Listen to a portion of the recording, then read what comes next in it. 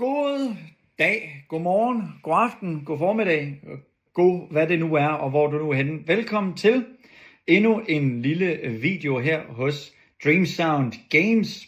Jeg hedder Edis. Vi er i gang med at tale om Battlefield Marshall. Det er det her nye spil, som jeg udvikler på. Inden vi kaster os ud i dagens video, så skal du selvfølgelig lige like og subscribe og alle de der gode ting, og du skal naturligvis dele det med alle dine venner, som kunne have interesse i lydspil. Gå ind på dreamsoundgames.com og tilmeld dig Kickstarter nyhedsbrevet, fordi det er der, du får de bedste priser og bedste fordele og alle de her ting. I dag, der skal vi simpelthen lave noget spændende, fordi jeg sidder her i et sted i en by, og det gør jeg, fordi jeg simpelthen sidder ved siden af en af de personer, som kommer til at skulle lægge stemme til Battlefield Marshall. Lige nu er det jo AI-stemmer, men det færdige spil kommer jo til at have rigtige mennesker, der lægger stemme til. Og jeg har den store fornøjelse af at byde velkommen til Mikkel. Goddag, Mikkel. Skal jeg sige dit efternavn, eller vil du bare være for? I holder os af indtil videre. Jeg ved jo ikke, hvor godt det kommer til at gå. Nej, du ved ikke, hvor populær du bliver. Nej, who knows? Bare vent til sådan Naughty Dog begynder sådan at række ud og sige, hey, ham der Mikkel, ham skal vi sgu da have fat i. Hvad fanden hedder han? Mikkel, hej.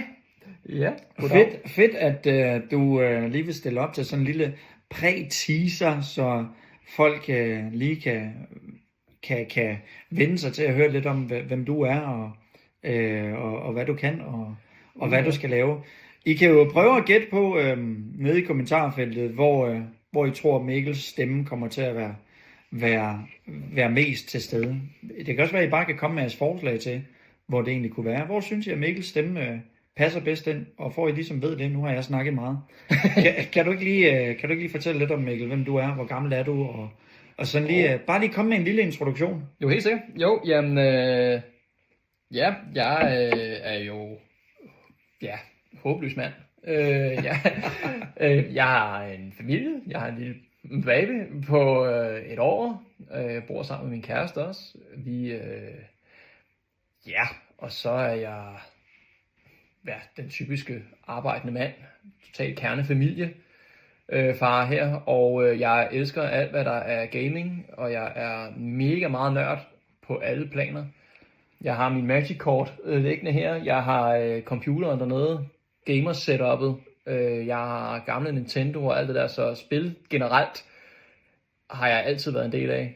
På et eller andet plan, nu er jeg så en del af det, det bliver jo mega fedt at prøve. Så det har jeg jo ikke prøvet før, at være en del af et spil før. Fedt. Og du er jo vild med gaming. Det er rigtig, rigtig godt. Fordi vi er jo lidt i en nørde-gaming-verden. Kan du ikke lige prøve at fortælle lidt om sådan de spil, du spiller, og hvad du synes, der er fedt ved gaming, og hvad det fedeste spil til dato, du har spillet? Hvad er det?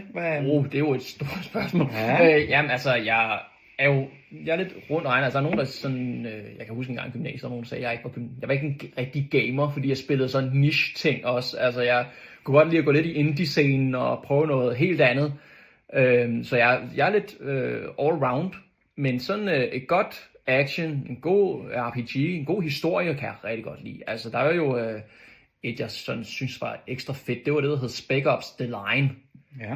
Det var jo et militær tredjepersons shooter, som der gik lidt dybere, end den lige først gik ud fra. Altså den gemte jo på den største hemmelighed, og så først brød den sådan halvvejs igennem det. Men man kunne hele tiden se små hints af det. Det var sådan meget omkring PTSD og altså noget, som der er i forskellige soldater. Og sådan noget. Så det er også lidt krigspassende egentlig, bare lidt mere moderne. Men det var det synes jeg selv var fedt, så jeg vil anbefale alle at lige tjekke op på det, måske se noget gameplay fra det eller noget. Det ser ud som værende kedeligt, men det har dyb historie senere. Så sådan noget kan jeg rigtig godt lide. Noget med en god historie, noget som der overrasker. Fedt. Og du og jeg, vi Vi kender jo lidt hinanden, må man jo sige. Ja. Kan du ikke lige prøve at fortælle lidt om, sådan, hvad er dine erfaringer sådan, i forhold til det her med hele den her, skal vi sige, ja, i mangel på bedre ord, men den her verden med blinde og svagtseende og sådan, fordi om ikke andet, så har du jo lidt erfaring med det. Ja, det har jeg. Altså, nu er jeg selv seende, minus at jeg har briller. Så lidt derhen af, når jeg ikke har dem. Men det har jeg jo i forhold til, at min mor har undervist dig, hvis vi ikke skal være helt... Ja, det er fint. Sådan, der har jeg jo fået en del ind igennem, sådan, hvad kan man sige, hvordan det foregår, og fået det tæt ind på livet faktisk. Vi har jo alligevel kendt hinanden en god del år nu. Det må man sige. Ja, hvis vi ikke skal spoil for meget selvfølgelig. Det er jo det. For meget men så har jeg også selv arbejdet inden for mennesker med nedsat funktionsevne, hvor at jeg også har haft på et tidspunkt omkring blinde at gøre, uden at sige for meget der. Ja. Så der har jeg også noget erfaring. At jeg ikke kan blindskrift, jeg kan ikke lige sådan lidt slags, det så langt er jeg ikke kommet. Det kunne min mor, men det kan du, det kan jeg altså ikke nå at få lært. Og du og jeg, vi har jo siddet og spillet Streets of Rage. Streets of Rage 2 til Segaen, det havde vi meget sjovt med. Ja, det var altså rigtig, rigtig gode tider. Ja, det må man sige. Det kunne sgu noget. Vi mangler noget nostalgi på en eller anden, men det kan faktisk være, at næste spil måske skal være sådan, hvor det bare er sådan MIDI-lyde og så... Totalt fejl. Gorgel og sådan noget. Ja. Du har jo arbejdet også, i hvert fald dengang på gym, der lavede du en del med medier og lignende. Du havde jo mediefag. Yes, jo. Kan du ikke lige prøve at fortælle lidt om sådan, hvordan hele din oplevelse er med sådan voiceover og sådan, og hvad har du lavet med det før og sådan. Ja, det er jo ikke fordi du er jo ikke din primære beskæftigelse at lave voiceovers, må man sige. Nej. Men kan du ikke lige prøve at fortælle lidt om sådan, hvad du gør der lidt af tanker om sådan? Jo, altså, jeg har jo haft ind på livet på forskellige planer.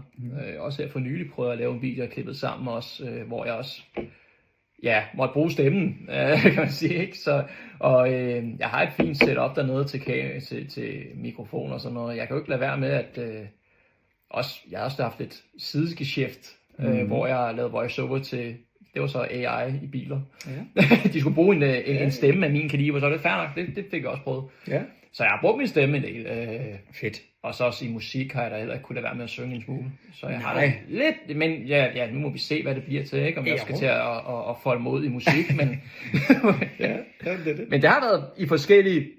Gennem min tid har jeg da haft med en eller anden form for voiceover at gøre. Så det har jo kun været... Jeg synes hele tiden, det har været sjovt i hvert fald. Så du er klar på, når vi skal i studie, og så skal du stå og sige... Charge! Ja, 100%. Fantastisk.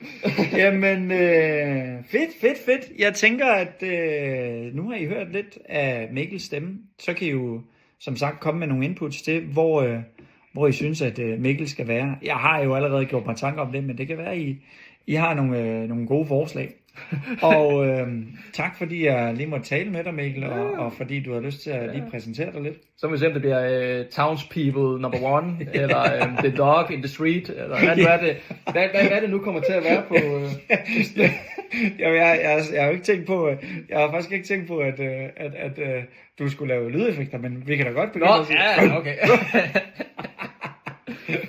Tak fordi I har set med på videoen her. Hold øje med YouTube-kanalen, der er spændende ting forude også. Og nu var det jo ikke så længe før, der kommer en officiel dato for, hvornår at vi går på Kickstarter. Så indtil da, tak fordi I har lyttet med, og så ses vi igen næste uge, hvor vi skal kigge på noget nyt. Taletid. Slutter. Google Kalender. Tryk 2 gange for at åbne. Min mor. Facebook. Min mor. Aktiv. Stop. Stop.